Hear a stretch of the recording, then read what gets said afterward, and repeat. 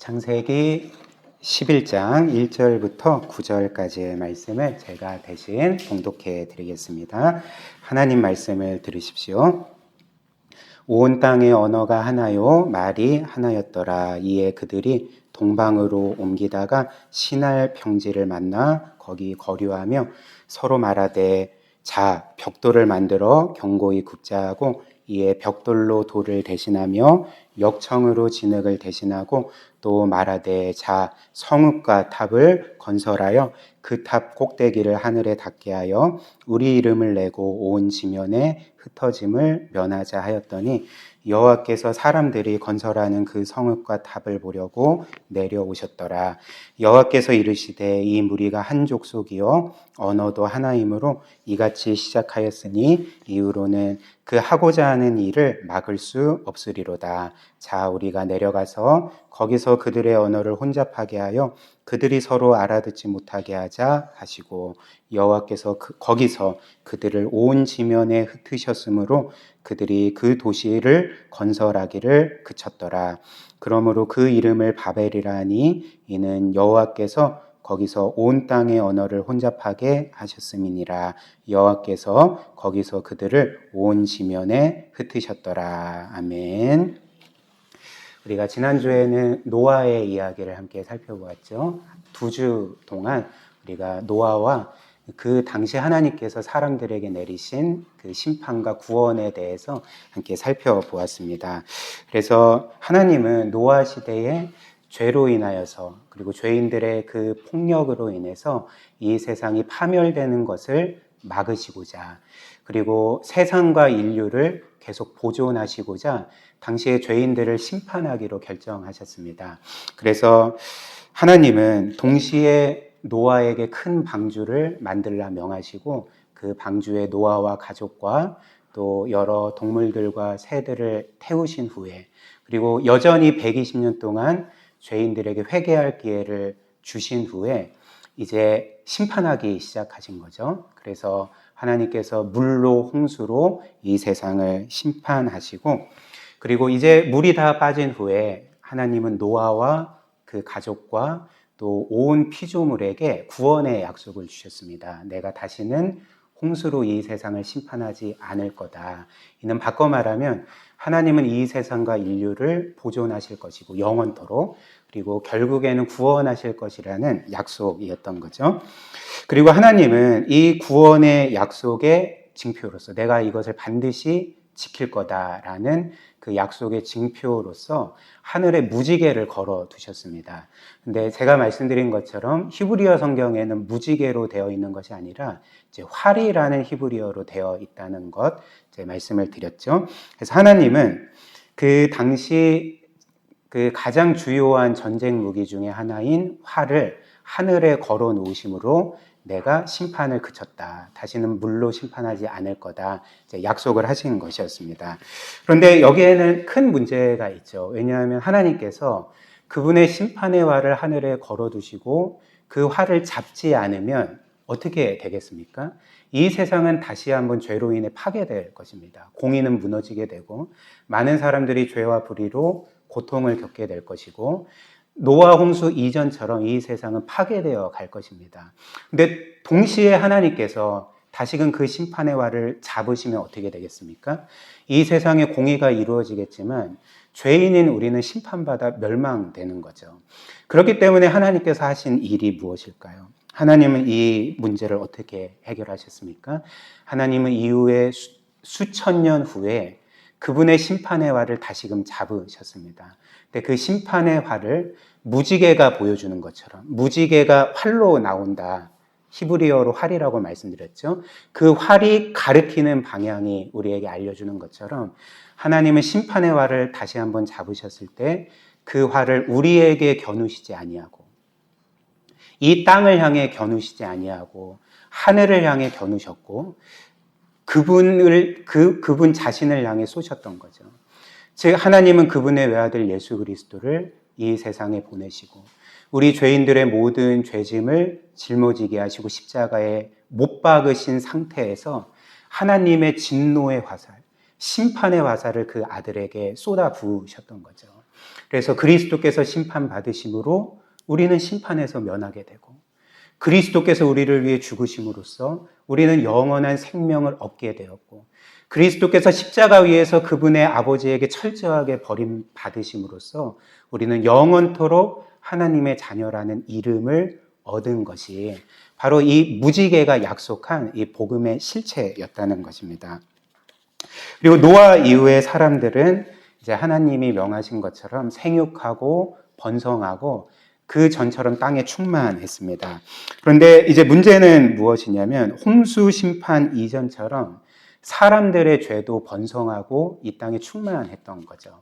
그래서 홍수 이전처럼 이 세상은 죄로 가득하게 되었고, 죄로 인한 폭력으로 가득하게 되었고, 그 전처럼 이 세상과 사람들은 죄와 폭력으로 인해서 고통받고 파괴되어 가고 있었습니다.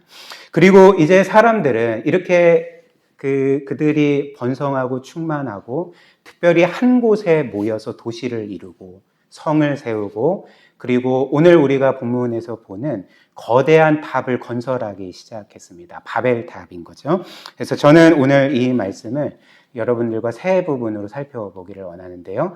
첫 번째와 두 번째는 당시 사람들이 바벨탑을 만든 목적입니다. 첫 번째 목적은 우리 이름을 내자라는 의도로 만들었고요.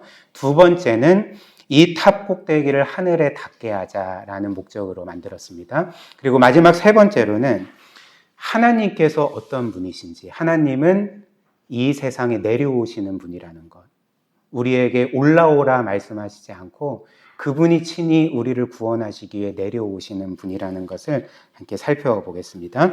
첫 번째로 바벨탑을 만든 목적입니다. 그것은 우리 이름을 내자였던 거죠. 1절부터 4절 한번 보십시오. 온 땅의 언어가 하나요, 말이 하나였더라. 이에 그들이 동방으로 옮기다가 시날 평지를 만나 거기 거류하며 서로 말하되, 자, 벽돌을 만들어 견고히 굽자 하고, 이에 벽돌로 돌을 대신하며 역청으로 진흙을 대신하고, 또 말하되, 자, 성읍과 탑을 건설하여 그 탑 꼭대기를 하늘에 닿게 하여 우리 이름을 내고 온 지면에 흩어짐을 면하자 하였더니, 이렇게 전해줍니다. 그래서 당시 사람들은 탑을 건설하면서 이렇게 말하지 않았습니다. 우리가 이런 거대하고 높은 탑을 만들어서 우리의 건축술을 좀 발전시키자, 이렇게 말하지 않았고요. 혹은 우리가 이런 거대하고 높은 탑을 만들어서 우리가 뭔가 좀 편리하고 좀 쾌적한 삶을 살자, 이렇게도 말하지 않았습니다. 물론 이것들도 포함되었겠죠. 이들이 바벨탑을 만들었을 때에 외쳤던 그 건축의 목적은 우리 이름을 내자였습니다. 자신들의 이름을 내는 것. 즉, 이 탑을 건설함으로써 그들의 지혜와 기술과 능력을 뽐내고, 그래서 그들의 이름이 세세토록 유명해지게 하는 것. 이게 그들이 바벨탑을 만든 첫 번째 이유였던 거죠. 그리고 이것은 더 깊은 차원, 이 우리 이름을 내자라는 것은 이제 더 깊은 차원에서는 뭘 의미하냐면, 우리는 우리 각자가 꿈꾸는 완전한 존재가 되어야 된다, 이거였습니다. 왜냐하면 성경이 우리에게 알려주는 이 이름이라는 것은 사실 단지 어떤 호칭 정도가 아니라 그 이름을 가진 사람의 존재 자체, 가치, 정체성을 의미했기 때문에 그렇습니다.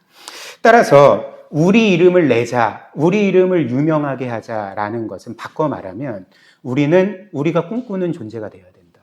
우리는 우리가 꿈꾸는 완전한 존재가 되어야 된다. 우리는 우리의 이상을 이루어야 된다. 여기에서 우리의 정체성과 가치를 찾자. 이런 외침과 똑같았다는 거죠. 그래서 예를 들면 성경에서 하나님의 이름은 사실 하나님 자신과 늘 동일시 됩니다. 하나님의 이름은 하나님의 존재고요, 하나님의 정체성을 보여줍니다.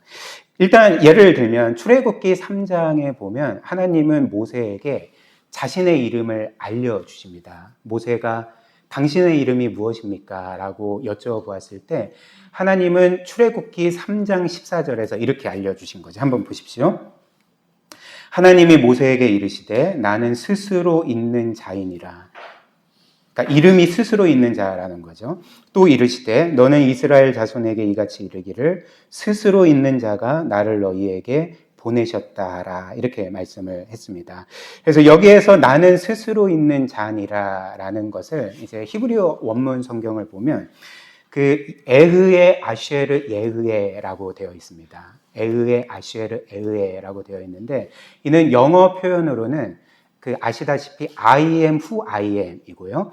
우리말로 하면 나는 나다 혹은 나는 존재하는 나다. 직역하면 이런 의미가 됩니다. 그렇다면 하나님이 자신의 이름을 가리켜서 나는 나다라고 말씀하신 것은 이제 뭘 의미하는 것이겠습니까? 이 하나님의 이름, 나는 나다라는 이름은 하나님이 어떤 것에도 규정되지 않는 분임을 보여주는 이름입니다. 왜냐하면 한번 생각을 해보십시오. 이름이라는 것, 여러분들이 다 이름을 갖고 계시잖아요. 근데 여러분들의 이름은 여러분이 지었습니까? 그렇지 않죠. 우리의 이름은 다른 사람이 지어준 것입니다. 그래서 제가 이름을 그의 존재와 정체성이라고 말했죠. 다른 사람이 나의 이름을 정해줬다는 것은 나를 규정해줬다는 거죠. 근데 하나님께서 말씀하시기를 나의 이름은 나다, 나는 나다, 나는 존재하는 나다라고 말씀하신 것은 무엇을 의미하냐면 그 누구도 나를 규정할 수 없다. 그 누구도 나를 창조하지 않았다. 나는 영원 전부터 스스로 있는 하나님이고 그래서 이 세상 모든 것들이 나에게서 나왔고 나를 의존해서 살고 있고 내가 통치하고 있다. 이 의미가 바로 나는 나다라는 이 하나님의 이름의 의미였던 거죠. 그래서 한글 성경이 이런 면에서는 잘 번역을 했습니다. 나는 스스로 있는 자니라. 영원 전부터 스스로 있는 자니라. 한번 생각을 해보십시오. 이게 상상이나 됩니까? 여러분들은 원래 있는 존재를 상상할 수 있겠습니까? 그럴 수가 없는 거죠. 하나님은 우리의 상상 밖에, 상상을 초월하는 절대적인 존재라는 거죠. 이것이 바로 하나님의 이름의 의미입니다. 그런데 하나님은 이 이름을 알려주실 때 이 이름을 단지 호칭으로 알려주신 것이 아니라 그분의 존재가 어떤 것인지, 그분의 정체성이 어떤 것인지를 알려주신 거죠. 이렇듯이 이름은 성경에서 존재, 정체성을 의미하는 거죠. 그래서 이런 의미에서 성경에서 간혹 가다가 어떤 사람의 이름이 바뀔 때가 있습니다. 그래서 이름이 바뀐다는 것은 단지 호칭이 바뀌는 것이 아니라 하나님께서 그 사람의 이름을 바꿔주실 때 그 사람의 존재를 바꿔주시는 거죠. 정체성을 바꿔주시는 것입니다. 예를 들면 하나님은 아브라함의 이름을 바꿔주셨죠. 하나님께서 어느 날 아브라함에게 찾아가셔서 그를 구원해 주시고 구원의 약속을 주시지 않았습니까? 근데 구원의 약속만 주셨을 뿐만 아니라 그의 이름을 바꿔주셨는데 아브람에서 아브라함으로 바꿔주셨습니다. 아브람은 존귀한 아버지라는 뜻인데 그 이름을 아브라함, 열방의 아버지, 열국의 아버지라는 이름으로 바꿔주신 거죠. 이는 무엇을 의미할까요? 아브라함의 정체성이 바뀐 것입니다. 왜냐하면 아브라함의 후손인 예수 그리스도를 통해 이 세상 수많은 사람들이 구원을 받게 되는데 아브라함은 그런 의미에서 믿음의 조상이 된 거죠. 이렇듯이 하나님은 그의 정체성과 존재를 영광스럽게 변화시켜 주신 것입니다. 이름을 바꿔 주심으로써. 그리고 또 이름이 바뀐 인물이 누가 있습니까?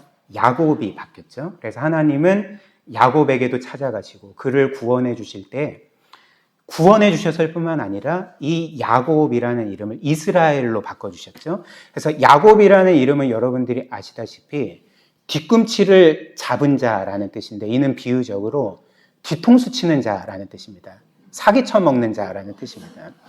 그러니까 굉장히 나쁜 이름인 거죠. 근데 하나님은 그리고 실제로 그는 그런 삶을 살았습니다. 남의 뒤통수를 치고 사기치고 거짓으로 살던 자기만 아는 인생이었습니다. 하나님께서 그를 구원해 주시면서 그의 수치스러운 이름을 이스라엘이라는 하나님과 겨루어 이긴 자라는 영광스러운 이름으로 바꿔주신 거죠. 즉 이름이 바뀐 것은 그의 존재가 바뀐 거고 정체성이 바뀐 것을 의미합니다. 따라서 어찌됐든 이 창세기 11장 당시 사람들이 이 바벨탑을 만들면서 우리의 이름을 내자, 우리의 이름을 만방에 알리자라고 말한 것은 제가 말씀드린 것처럼 우리는 우리의 꿈꾸는 존재가 되어야 된다. 우리는 영광스러운 존재가 되어야 된다. 바로 이 탑을 건설함으로써 우리가 그 꿈을 이루자. 이 탑 안에 우리의 존재의 가치가 있고 정체성이 있다. 우리의 영광이 있다. 이렇게 외치면서 탑을 만들었던 거죠. 그래서 오늘 이 창세기 11장 말씀, 바벨탑 건설 사건은 우리의 이름을 내자라는 이 사람들의 외침은 사실 그들의 이야기만이 아니라 우리의 이야기이기도 합니다. 우리는 이 세상 모든 사람들은 이렇게 자신의 삶에서 바벨탑을 건설하고 있는 거죠. 자기가 하고 있는 일에서 자신의 삶의 의미와 가치를 찾으려고 하고 정체성을 발견하려고 하고 나는 이렇게 완전한 존재가 되어야 돼. 영광스러운 존재가 되어야 돼. 라는 꿈을 이루려고 한다는 것입니다. 그래서 꼭 탑을 건설하는 것이 아니더라도 어떤 사람은 직업에 성공해서 직업이라는 바벨탑을 건축함으로써 자신의 이름을 내려고 하고 혹은 행복한 가정을 이루는 것에서 자신의 이름을 내려고 하고 혹은 학생의 경우에는 공부를 잘하고 좋은 대학에 진학함으로써 그런 바벨탑을 건축함으로써 자신의 이름을 내려고 하는 거죠. 즉 모든 사람들에게는 바벨탑이 있고 모든 사람에게는 이 바벨탑을 건축함으로써 자기의 이름을 드러내려고 합니다. 그렇다면 사람들은 왜 이런 것들을 꿈꿀까? 그냥 살면 안 될까? 왜 이런 것들을 꿈꿀까요?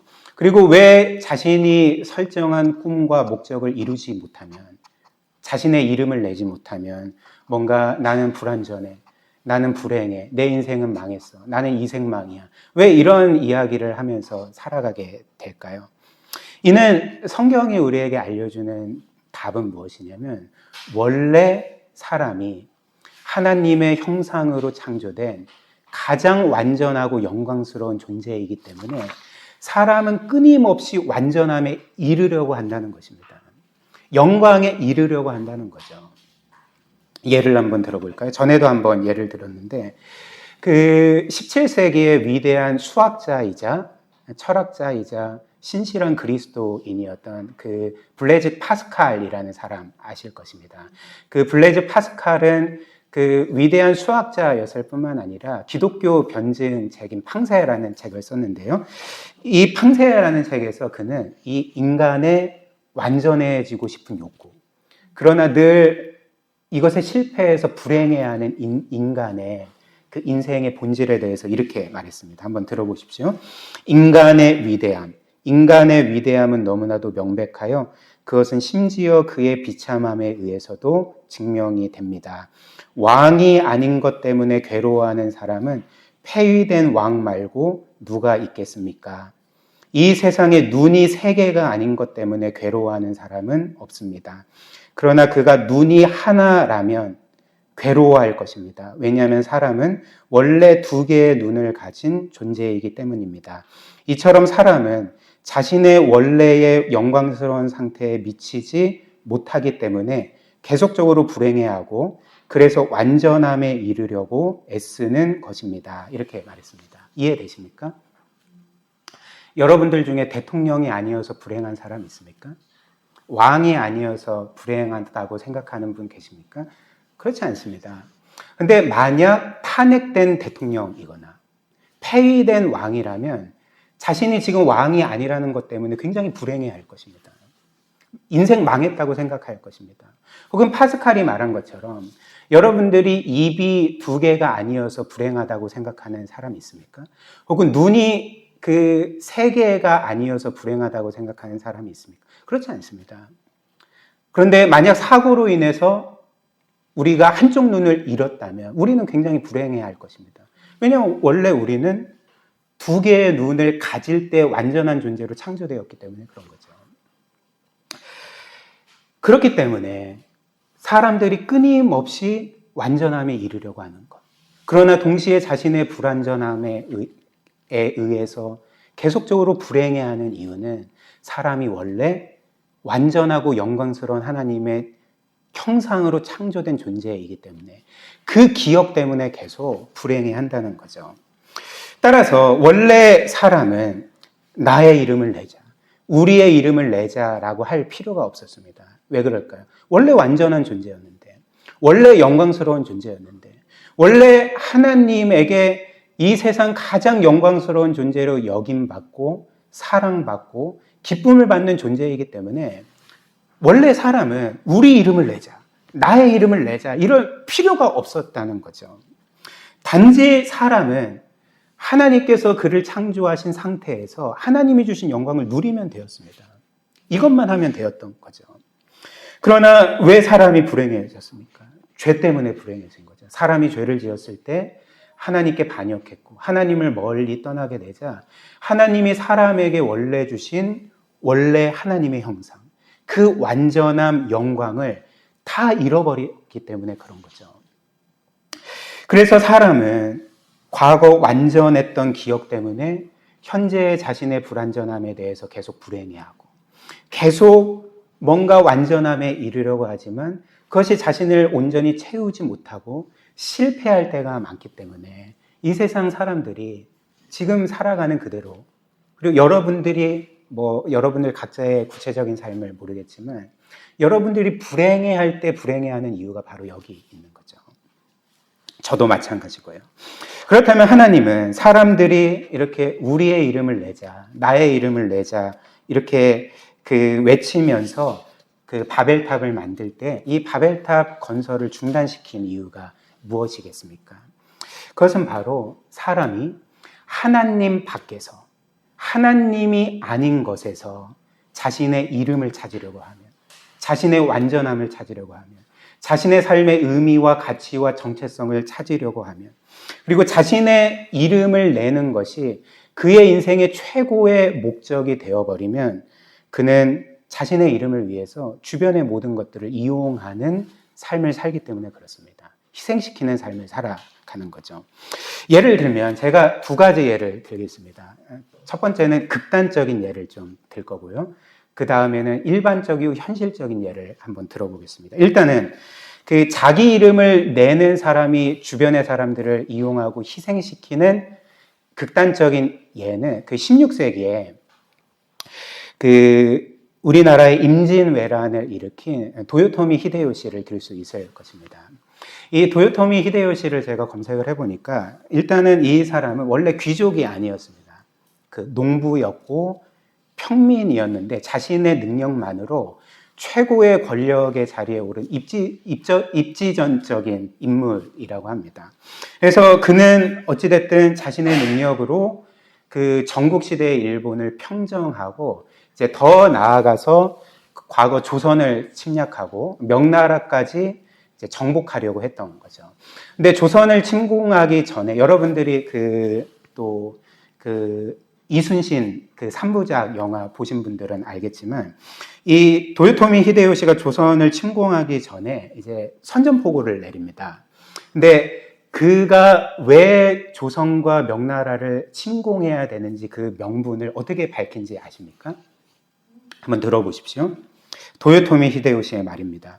나는 천하를 평정할 것이니 명나라로 가는 길을 열어달라. 나는 천하를 평정할 것이니 명나라로 가는 길을 열어달라. 그렇다면 여러분들이 생각하기에 도요토미 히데요시가 왜 천하를 평정하려고 했을까요? 세계 평화를 위해서요? 그렇지 않습니다. 자기 이름을 내기 위해서. 자기의 민족의 이름, 가문의 이름과 민족의 이름을 내기 위해서 나는 천하를 평정할 거다. 길을 열어라. 나는 명나라를 정복할 거다. 이렇게 해서 전쟁을 일으킨 거죠. 그래서 그 결과적으로 어떻게 됐습니까? 도요토미 히데요시는 수많은 사람들을 자신의 이름을 내기 위한 도구로 사용했고 그 사람들은 전장터에서 죽게 되고 조선은 초토화가 됩니다. 많은 사람들이 고통을 받고 죽게 되지 않았습니까? 이것이 너무 극단적이기 때문에 제가 여러분들의 삶에도 일어나는 굉장히 일반적이고 현실적인 예를 한번 들어보겠습니다. 우리 주위에는 이런 사람들이 있죠. 자신의 성공을 위해서 그리고 자신의 이름을 내기 위해서 가족들을 희생시키는 가장, 혹은 자신이 이루지 못한 꿈을 이루기 위해서 그것을 그 대리로 만족하고 이루기 위해서 자녀들을 달달 볶는 그런 부모, 혹은 사회에서, 회사에서 자신의 성공을 위해 걸림돌이 되는 사람들을 가차없이 쳐버리고 자신에게 유익이 되겠다 생각하는 사람들은 이제 친하게 지내고 결국은 이용하는 사람들. 이 모든 것들이 다 자기의 이름을 내기 위해서 사람들을 자신의 도구로 이용하는 그런 어떤 면에서 우리의 모습을 보여주지 않습니까? 사실 저나 여러분들이나 힘이 없어서 그렇지 여러분들에게 도요토미 히데요시와 같은 권력과 힘과 군대가 있었다고 한번 생각을 해보십시오. 그리고 여러분들은 여러분들의 이름을 낼 때 하지 못할 일이 뭐가 있겠습니까?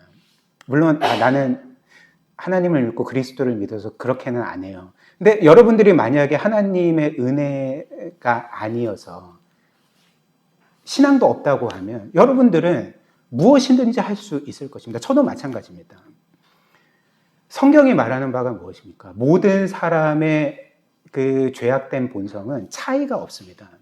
우리는 모두 다 똑같은 죄악된 본성을 가진 사람들이라는 거죠.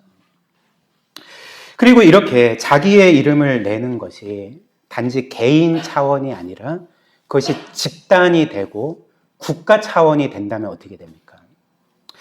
이는 그 결과는 끔찍해지는 거죠. 가공할 만한 폭력성을 드러내게 됩니다. 이는 역사적으로도 증명되지 않았습니까? 예를 들면 그 자신들의 이름을 내기 위해서 하나로 단결해서 모인 단체와 국가들이 어떤 만행을 저질렀는지, 제2차 세계대전 때 군국주의 일본, 혹은 나치 독일, 혹은 뭐 우리나라의 경우에는 제가 뭐 한 2주 전에 예를 들었던 뭐 전두환 씨의 하나회 같은, 그러니까 우리 이름을 내자라는 것이 단지 개인 차원이 아니라 집단 차원으로 모이고 국가 차원으로 모일 때 가공할 만한 폭력을 행사한다는 거죠.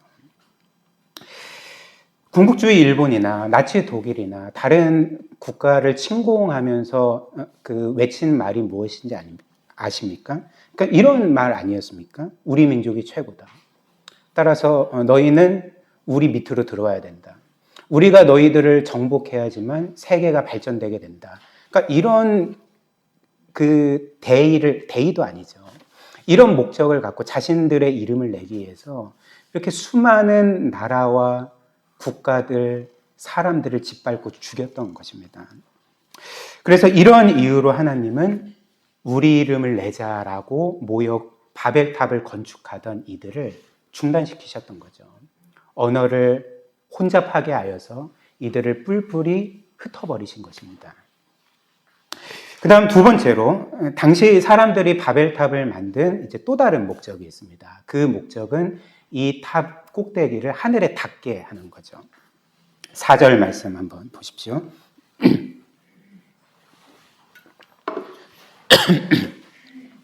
4절 또 말하되 자 성읍과 탑을 건설하여 그 탑 꼭대기를 하늘에 닿게 하여 우리 이름을 내고 온 지면에 흩어짐을 면하게 하였더니 이들은 우리 이름을 낼 뿐만 아니라 그 탑 꼭대기를 하늘에 닿게 하기 위해서 바벨탑을 만들었습니다. 그렇다면 이들이 당시 이 바벨탑을 하늘 꼭대기까지, 그 꼭대기를 하늘에까지 닿도록 그렇게 하고자 했던 이유가 무엇일까? 그 이유가 무엇이겠습니까? 이것은 단지 우리가 한번 이 세상에서 가장 높은 빌딩을 한번 건설해 볼까? 단순히 이런 목적이 아니었습니다. 이렇게 그들이 건설한 탑의 꼭대기를 하늘에 닿게 하고자 했던 그들의 의도와 목적은 그들 자신의 힘으로 신에게 올라가려고 했던 거죠.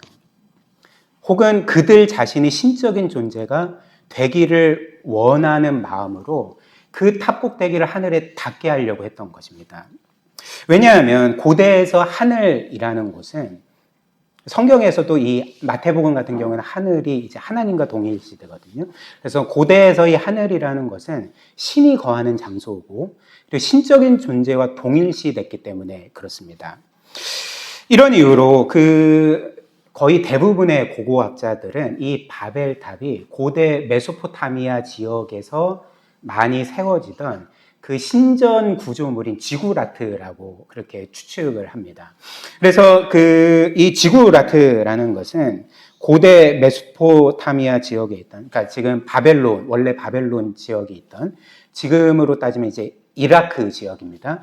그곳에 퍼져 있던 그 신전 구조물인 이 탑 형태입니다. 이 지구라트라는 건데, 이 지구라트는 이제 계단식 피라미드 형태의 탑입니다. 계단식 피라미드 형태의 탑이고요. 그리고 이 꼭대기에는 늘 신을 모시는, 신과 접선하는, 예배하고 제사를 드리는 그 신전이 세워져 있었습니다.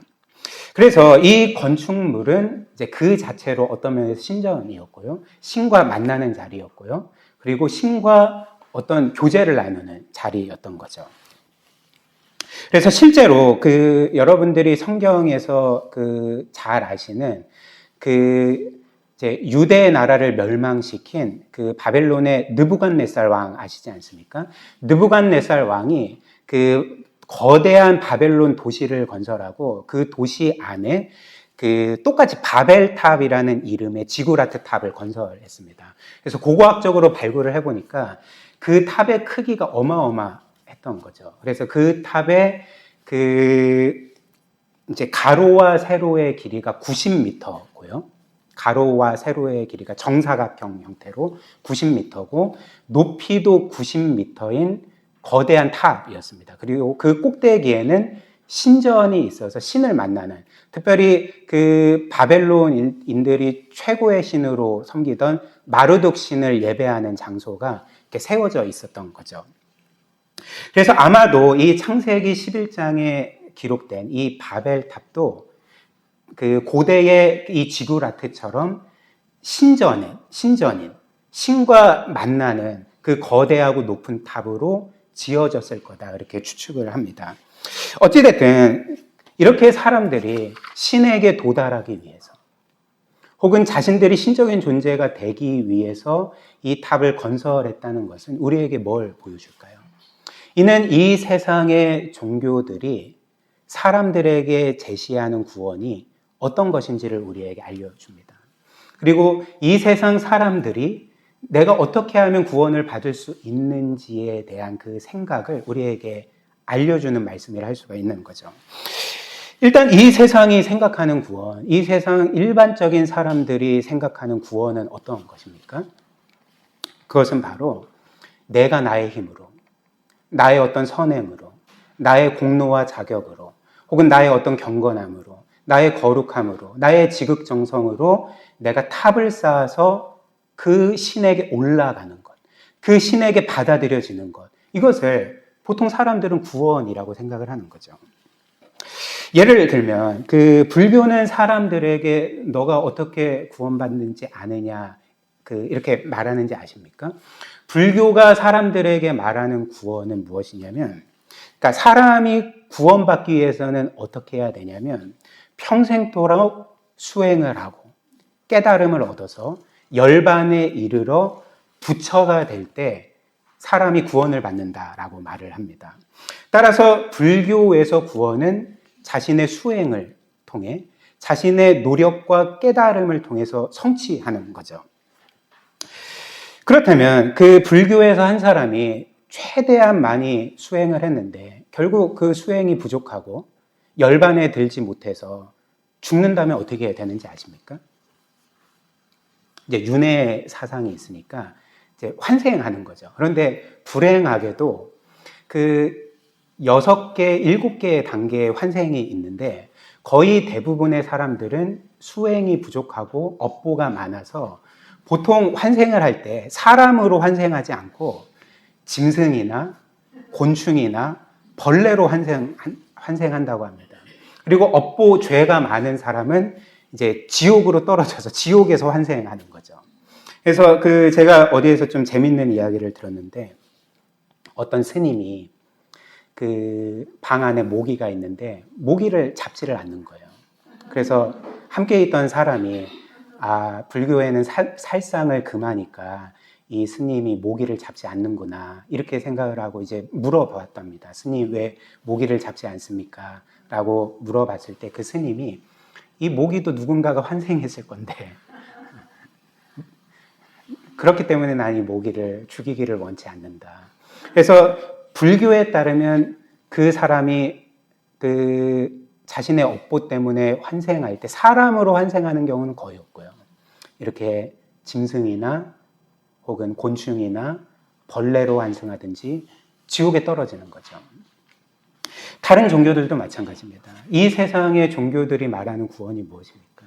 나의 능력으로, 나의 노력으로, 나의 경건함으로, 나의 수행으로, 나의 깨달음으로 내가 탑을 쌓아서 그래서 하늘에 있는 신에게 도달하여서 구원을 쟁취하는 것, 그 신에게 받아들여지는 것, 혹은 내가 신적인 존재가 되는 것을 가리켜 구원이라고 말하는 거죠.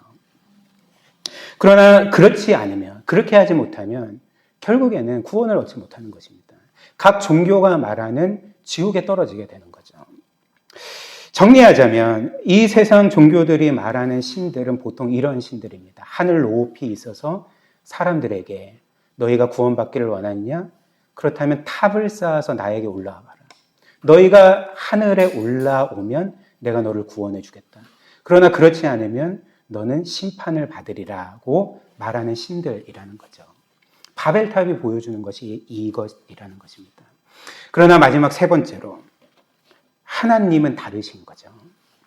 하나님은 우리에게 너희의 선행이라는 탑, 너희의 의로움이라는 탑, 너희의 경건함이라는 탑을 쌓아서 나에게 올라오라. 그리하면 내가 너를 구원해 주겠다 말하지 아니하고 하나님은 어떤 분이실까요? 그분이 친히 이 세상에 내려오시는 분, 친히 죄인들을 찾아오시는 분, 그리고 그 죄인들을 구원해 주시는 분이 바로 성경이 우리에게 알려주는 하나님이시라는 것입니다. 그래서 오늘 말씀도 이것을 우리에게 보여줍니다. 5절 말씀 한번 보십시오. 5절 여호와께서 사람들이 건설하는 그 성읍과 탑을 보려고 내려오셨더라라고 말합니다. 한번 생각을 해보십시오. 사실 하나님은 이미 천상세계에서 지상을 바라보시면서 이들이 자신의 이름을 내기 위해서 하나님을 대적하기 위해서 탑을 건설하고 있는 것을 다 보고 계셨습니다. 그렇다면 이 하나님께서 굳이 이 땅에 내려오실 필요가 있습니까? 그렇지 않습니다. 하나님은 이 땅에 내려오시지 않고도 이미 모든 것을 보고 계셨습니다. 그러나 오늘 성경은 하나님께서 땅에 내려오셨다고 말씀하는 거죠. 굳이 땅에 내려오셨다고 말씀을 하는 것입니다. 이는 뭘 보여줄까요? 사람들은 자신의 각자의 탑을 쌓으면서 하나님께 올라가려고 하지만, 그리고 하나님께 이르러서 자신의 힘으로 구원을 얻으려는 그 헛된 시도와 노력을 계속적으로 행하지만, 그러나 하나님은 그들을 찾아 내려가시는 분이고 찾아서 그들을 구원하시는 하나님임을 보여주는 말씀이라는 거죠.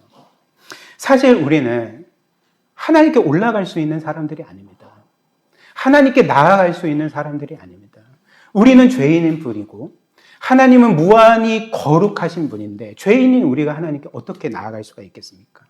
또한 우리가 어떤 선행을 하거나 어떤 의로운 일을 행한다 할지라도 이사야 말씀이 뭐라고 말합니까? 우리의 최상의 의로움이라 할지라도 하나님께는 더러운 옷과 같다. 우리는 우리의 최상의 선행과 의로움이라도 하나님께 받아들여지기는커녕 하나님의 진노를 살 수밖에 없다는 거죠. 그래서 우리는 결코 우리의 탑을 쌓아서 하나님께 나아갈 수 없는 거죠. 이 모든 것을 아시는 하나님께서, 그리고 우리를 사랑하시고 긍휼히 여기시는 하나님께서, 그 무한하신 하나님이 자신을 무한히 낮춰 이 세상에 내려오시고 구원하신 것이 우리가 보는 이 성경의 전체 이야기가 아닙니까? 한번 생각을 해보십시오. 하나님은 이 세상과 사람을 창조하실 때부터 이 세상에 내려오셔서 사람들과 교제하신 분이었습니다. 일단 창세기 1장부터 3절을 보면 하나님은 사람을 창조하신 후부터 사람과 계속 대화하셨고요. 교제하셨고요. 사람과 동산을 거니셨던 분입니다. 창세기 3장 8절 보면 상반절에 이렇게 말하죠. 그들이 그날 바람이 불 때에 동산에 거니시는 여호와 하나님의 소리를 듣고, 이처럼 하나님은 이 세상을 창조하신 이후부터 늘 에덴 동산을 산책하셨습니다. 사람과 함께 산책하시고 교제하셨던 거죠. 그러나 불행하게도 첫사람 아담과 하와가 죄를 범했고 하나님께 반역했고 두려움으로 하나님으로부터 도망쳐서 숨었습니다. 그때도 하나님께서 뭘 하셨습니까? 먼저 찾아가셨죠. 그리고 사람에게 너가 왜 이 죄를 범했느냐? 왜 이 악을 행했느냐라고 말씀하신 동시에 그들에게 놀랍게도 구원의 약속을 주시지 않았습니까? 바로 창세기 3장 14절 말씀처럼 뱀은 여자의 후손의 발꿈치를 상하게 할 것이지만 여자의 후손은 뱀의 머리를 깨부실 것이라는 구원의 약속을 주셨습니다. 이 약속의 핵심이 무엇일까요? 먼 훗날 여자의 후손으로 오실 예수 그리스도께서 사탄에 의해, 악한 영에 의해, 그리고 악한 자들에 의해 십자가에 못 박히실 것이지만 그 죽음으로 오히려 우리의 모든 죄값을 치르시고 우리를 죄와 사망과 그 악한 영의 권세로부터 영원히 구원하실 것이라는 약속을 주신 분이 바로 하나님이셨던 거죠. 또한 하나님은 이후에도 늘 사람들을 먼저 찾아가셨습니다. 노아를 먼저 찾아가셨고 아브라함을 먼저 찾아가셨고 이삭과 야곱을 먼저 찾아가셨고 또 모세를 먼저 찾아가셨고 기드온을 먼저 찾아가셨고 그리고 사무엘을 먼저 찾아가셨고 다윗을 먼저 찾아가셨습니다. 그리고 늘 하나님께 반역하던 이스라엘 백성을 먼저 찾으신 분도 하나님이셨던 거죠. 그리고 마지막 하나님은 그 하나님과 동등하신 무한한 하나님이신 예수 그리스도, 그분의 독생자를 이 세상에 보내셔서, 그래서 그 독생자 예수께서 우리를 위하여 죽임 당하심으로써 하나님의 심판을 받으심으로써 영원한 구원을 이루시고 다시금 우리가 그분께로 나아가도록 만드신 것이 늘 이렇게 먼저 찾아오시는 하나님, 이 땅에 내려오시는 하나님, 우리를 구원하시는 하나님이 행하시고 이루신 놀라운 구원이 아니겠습니까? 그리고 이제 마지막으로 하나님은 이렇게 그리스도를 믿는 우리에게 구원의 은혜를 주실 뿐만 아니라 우리의 이름을 바꾸시는 거죠. 우리에게 새로운 이름을 주시고 영원한 이름을 주게 되십니다. 즉 우리가 앞서 본 것처럼 이 이름이라는 것은 우리의 존재고 정체성인데 하나님은 우리를 구원하실 뿐만 아니라 이제 우리에게 새로운 정체성 그리고 영원히 새로운 그 영광스러운 이름을 주신다는 거죠. 이사야 56장 5절 한번 보십시오. 내가 내 집에서 내 성 안에서 아들이나 딸보다 나은 기념물과 이름을 그들에게 주며 영원한 이름을 주어 끊어지지 아니할 것이요. 하나님은 우리에게 영원한 이름을 주실 거다 약속하셨습니다. 또 요한계시록 2장 17절 귀 있는 자는 성령이 교회들에게 하시는 말씀을 들을지어다. 이기는 그에게는 내가 감추었던 만나를 주고 또 흰 돌을 줄 터인데 그 돌 위에 새 이름이 기록된 것이 있나니 받는 자 밖에는 그 이름을 알 사람이 없느니라. 이처럼 하나님은 그리스도를 믿는 우리를 구원하실 뿐만 아니라 우리에게 새로운 이름, 영원한 이름을 주신다 이렇게 약속을 하는 거죠. 그 새로운 이름, 그 영원한 이름이 무엇입니까? 오늘 우리가 부른 찬양처럼 죄인이라는 이름을 없애주시고 의인이라는 이름을 주시고 하나님의 원수라는 이름을 없애주시고 우리에게 하나님의 영원한 자녀라는 이름을 주시는 분이 하나님이시라는 거죠. 그래서 우리가 오늘 두 번째로 부른 찬양 가사 있지 않습니까? 십자가에서라는 찬양. 가사를 한 번만 더 기억해 보십시오. 악보를 보셔도 좋습니다. 십자가에서 그는 내 이름을 바꾸셨네. 우리의 이름을 어떻게 바꾸셨습니까? 우리에게 어떤 영원한 이름을 주셨습니까? 고아라는 이름에서 아들이라는 이름으로, 거절에서 용납으로, 죄인이라는 이름에서 의인이라는 이름으로 바꾸어 주셨고, 저주에서 축복으로, 또 원수라는 이름에서 연인과 하나님의 자녀라는 이름으로, 또 창기에서 그리스도의 신부라는 이름으로 바꾸어 주신 거죠. 우리에게 주신 영원한 이름이 바로 이것입니다. 우리는 여전히 죄인일 뿐인데, 우리는 여전히 불완전한 자일 뿐인데, 여전히 죄가 많고 불순종이 많고, 사실 우리가 생각해도 우리가 이런 이름으로 불릴 만한 사람들이 아닌데 어떻게 하나님은 우리를 이런 이름으로 부르실 수가 있겠습니까? 사실 하나님께서 우리에게 이런 새 이름, 영원한 이름을 주신다고 할 때 원래 이 이름들이 누구의 이름인지 아십니까? 원래 이런 의로움이라는 이름, 하나님의 아들이라는 이름이 원래 누구의 이름이었는지 아십니까? 예수 그리스도의 이름이었습니다. 한번 보십시오. 예레미야 23장 5절 6절. 여호와의 말씀이니라. 보라, 때가 이르니 내가 다윗에게 한 의로운 가지를 일으킬 것이라. 이거 예수 그리스도를 가리킵니다. 그의 이름, 예수님의 이름은 여호와 우리의 의라, 일컬음을 받으리라. 이 말씀처럼 원래 하나님의 아들이라는 이름은 예수님의 이름입니다. 우리의 이름이 아닙니다. 그리고 원래 하나님의 의로움이라는 이름은 우리의 이름이 아니라 예수 그리스도의 이름이었습니다.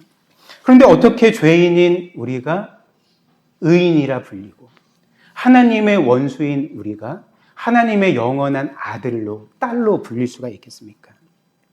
즉 우리가 어떻게 예수 그리스도의 이름으로 불릴 수가 있겠습니까? 그 이유가 무엇일까요? 그 그리스도께서 우리를 위해 그분의 영원한 이름을 일시적으로 잃어버리셨기 때문에 우리가 죄인이라는 이름으로 불리는데 그리스도께서는 자신의 의로움이라는 이름 대신 우리의 죄인이라는 이름을 취하셨습니다. 또 하나님의 영원하신 아들로 불리던 그 예수께서 우리 대신 하나님의 원수라는 이름을 취하셨고, 그래서 십자가에서 하나님께 철저하게 버림을 받으셨던 거죠. 그리고 우리는 예수 대신에 그 예수 그리스도의 이름, 하나님의 영원한 아들로, 하나님의 영원한 의로움으로 불리게 되었던 거죠. 고린도후서 2장 21절. 하나님이 죄를 알지도 못하신 이를 우리를 대신하여 죄로 삼으신 것은, 즉 죄의 이름을 주신 것은 우리로 하여금 그 안에서 하나님의 의가 되게 하려 하심이라. 그리스도는 우리의 죄인이라는 이름을 취하셨고 우리는 그리스도의 의로운 자라는 이름을 취하여서 구원받은 사람들입니다. 마지막으로 이 말씀 짧게 세 가지로 적용하고 말씀을 마무리하겠습니다. 우리가 하나님께 이런 새로운 이름, 영원한 이름을 받았다는 것을 정말 믿는다면 첫 번째로 우리는 우리의 과거의 이름 때문에 두려워할 필요가 없게 됩니다. 즉 우리의 과거의 이름인 죄인이라는 이름 때문에 우리는 더 이상 두려워할 필요가 없는 거죠. 왜냐하면 하나님은 우리의 이름을 그리스도의 이름인 의인으로, 하나님의 의로움으로 바꾸셨기 때문에 그렇습니다. 물론 우리는 여전히 죄를 짓죠. 실패하고 불순종하고 영적으로 늘 주저앉는 사람입니다. 그러나 그럼에도 불구하고 여전히 하나님은 우리를 죄인으로 부르시지 않는다는 것을 기억하십시오. 단 한순간도 우리를 죄인으로 부르시지 않습니다. 하나님은 우리의 원래 이름으로 우리를 부르시는 것이 아니라 그리스도의 이름으로 우리를 부르신다는 것을 기억할 때 우리는 더 이상 우리의 과거의 이름 때문에 두려워할 필요가 없게 되는 거죠. 어떤 사람이 마르틴 루터에게, 16세기의 종교개혁자죠, 마르틴 루터에게 그 고민이 있어서 이런 편지를 썼다고 합니다. 이런 질문을 했습니다. 루터 선생님, 제가 너무나도 큰 죄책감에 시달리고 있는데 어떻게 하면 제가 이 죄의 죄책감에서 벗어날 수 있을까요? 자신의 고민을 적어서 마르틴 루터에게 편지를 보냈습니다. 그리고 루터는 그에게 이런 답을 썼다고 합니다. 한번 들어보십시오. 청년이여, 매일 아침 일어날 때 이렇게 말하십시오. 이렇게 기도하십시오. 주 예수여, 당신은 나의 것, 즉 나의 죄를 입으심으로 당신의 것, 즉 당신의 의로움을 나에게 입히셨습니다. 당신은 당신이 아닌 것, 즉 우리의 죄가 되심으로 내가 아닌 것, 즉 당신의 의로움이 될 수 있게 하셨습니다. 당신은 나의 죄가 되셨고 나는 당신의 의로움이 되었습니다. 당신은 나 대신 죄인이 되심으로 내가 당신 안에서 지금 하나님께 사랑을 받고 하나님의 의로움이 되게 하셨습니다. 이것을 기억하십시오. 이렇게 답장을 썼다고 합니다. 이 사실을 늘 굳게 믿으십시오. 우리는 그리스도 안에서 늘 영원한 의인입니다. 하나님의 자녀입니다. 그리고 두 번째로, 그래서 우리는 이제 우리의 이름을 내며 살 필요가 없습니다. 우리는 이 땅에서 우리가 하는 일들, 우리가 세우는 탑을 통해서 우리의 존재를 입증할 필요도 없고요. 우리의 어떤 가치를 찾을 필요도 없고요. 우리의 정체성을 찾을 필요가 없습니다. 우리는 그렇게 쳇바퀴 돌듯 고단한 끝없이 나를 입증해야 될 삶을 살 필요가 없고 그 모든 것에서 자유하게 되는 거죠. 왜냐하면 우리는 이미 영원한 이름이 주어졌기 때문에 우리에게. 이 세상 어떤 것으로도 비길 수 없는 최고의 이름, 영광스러운 이름이 우리에게 주어졌기 때문에 그렇습니다. 이 세상은 모든 사람들이 영광스러운 이름을 얻기를 원하죠. 어떤 사람은 부자라는 이름을 얻기를 원하고, 어떤 사람은 권력자라는 이름을 얻기를 원하고, 어떤 사람은 성공한 사람이라는 이름을 얻기를 원하고, 혹은 어떤 사람은 유명인이라는 이름, 어떤 사람은 나는 그 정도는 아니고 그냥 소소하게 행복한 가정을 꾸린 이름을 갖고 싶어. 이런 사람이 있을 것입니다. 그러나 이 세상에 아무리 탁월하고 빛나고 영광스러운 이름이라 할지라도 다 사라져 버리는 것들입니다. 재물도 사라지고, 건강도 사라지고, 또 명예도 사라지고, 영광도 사라지고, 여러분들의 젊고 아름다운 용모와 건강함도 사라집니다.